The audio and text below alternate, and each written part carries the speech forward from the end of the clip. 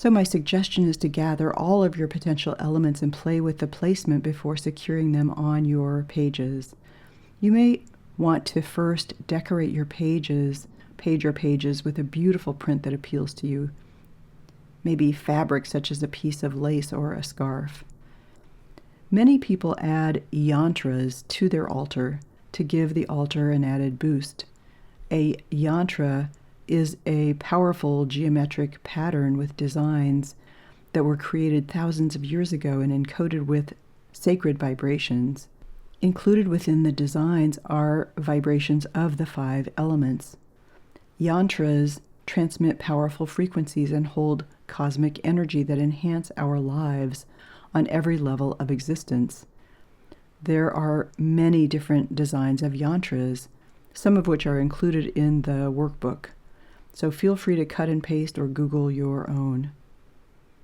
For the air element on the northwest quadrant, you might use images of things that float on the air, such as feathers, flags, kites, angels, or birds.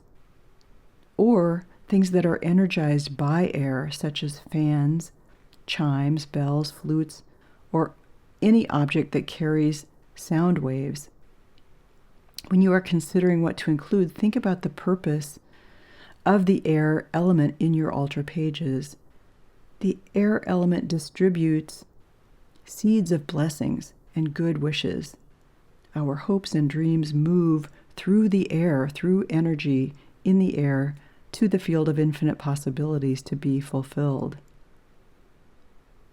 For the water element in the northeast, you can use images of water or things that hold water or that need water or that flourish in water. These could be flower petals, images of a fountain, a boat, a fishbowl, a turtle, a mermaid, fish images. Water represents our emotions and our desires. Pure water symbolizes our sincere intention, aligned with the highest good. For the earth element in the southwest, you can use images of stones, rocks, metal, ceramic, or wood. In fact, anything taken from the ground like plants or seeds. Or sew or paste in actual materials made of these substances. The earth element is the grounding force that gives birth to new possibilities that can germinate and bring new life to fruition. For the fire element in the southeast, you could include images of bonfires, fireplaces, candles, oil lamps, incense, or anything that thrives in fire, like sequoia cones. Fire brings passion to your manifestation. Fire is the element of transformation. It has the ability to create or destroy, depending on your intention. It is the element that can transform desire into fulfillment. And then in the center of your page, you can first paste down an envelope of some kind if you wish. And then pasted on top of that, you could place an image of an offering tray, an open vessel like a bowl or a dish or any flat object that can hold within it a symbol of your intentions. You will place your desires and affirmations either in the envelope or within your offering tray or vessel. To be able to put them within, you may want to create an opening to hold your desires. You can write out your desires on a piece of unlined paper. It could be a simple word like abundance, or you can expand it to an entire affirmation. Perhaps use one or more of your affirmations from the manifestation work in Soul Art 2.0.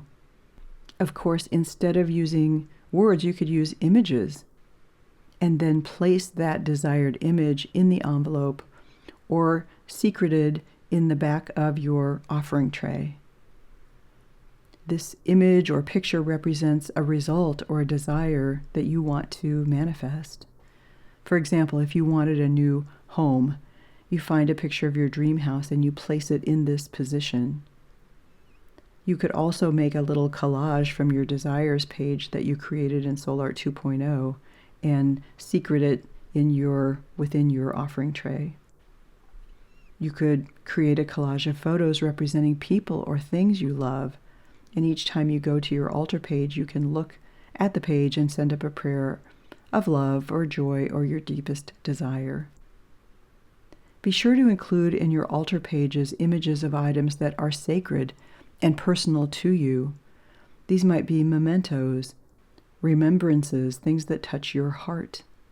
These could be sacred, like an image of an angel or prayer beads or representations of people who have influenced your life.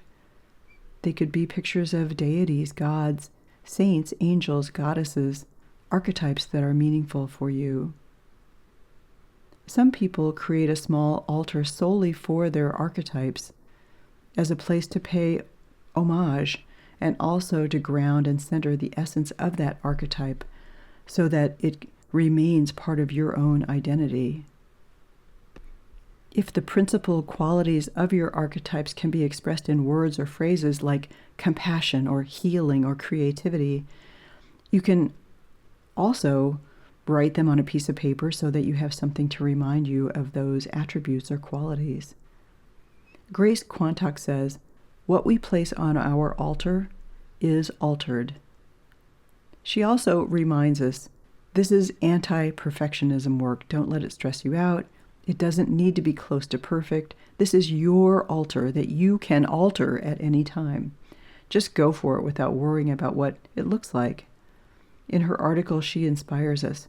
Write your prayers there. Set your intentions with beautiful ink and colors. Record any favorite oracle cards. Use it as a place to honor celebrations. As you write them, you add them to the journal altar. Fill it with magical things from sacred images, found leaves, pressed flowers. So to start, I suggest you dedicate your journal page as an altar. After you've assembled all your materials for your page, and as you're beginning to glue and paste in your elements, I suggest you be just very mindful and intentional. You may want to use some simple prayers to consecrate your page as your altar. Words like the following: "This is my altar. These elements are sacred to me. With this altar, I ask for divine inspiration for grace to influence my life and for help to make my desires manifest. This altar is an outer representation of my inner attunement. With this altar, I honor my journey in this lifetime and the forces that assist me in living my highest and best life. I honor myself and my journey with these elements. This altar represents my desires and ideals. It reminds me of the divinity within me and to live fully and completely, making the most of this incarnation."